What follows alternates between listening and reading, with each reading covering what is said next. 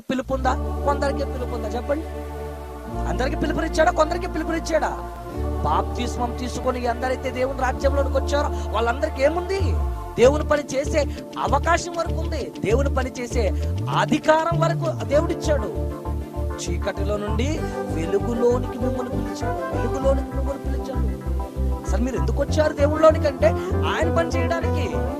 ఏదో ఆదివారం కానుకలేసి పాటలు పాడుకొని స్తుతి స్తోత్రాలని చెప్పడానికి కాదు.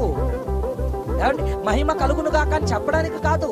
మీరు దేవుని సేవకు వస్తున్నది, దేవుని మందిరానికి వస్తున్నది, దేవుని మాటలు నేర్చుకుంటున్నది. ఎందుకంటే ఇదిగో నశించిపోతూ నరకానికి జారిపోతున్న కొందరికైనా చెప్పాలని తప్ప, ఇదిగో నువ్వేదో సేవ చేయకూడదని కాదంటే, సేవకుల కొడుకులే సేవ చేయాలి, వారసత్వపు బోధలు చేయాలనే ఎక్కడా బైబిల్లో చెప్పట్లేదండి. ఒక మోషే కుమారుడు ఆయన సేవకుడయ్యాడు చెప్పండి. ఎవడొక సమయంలో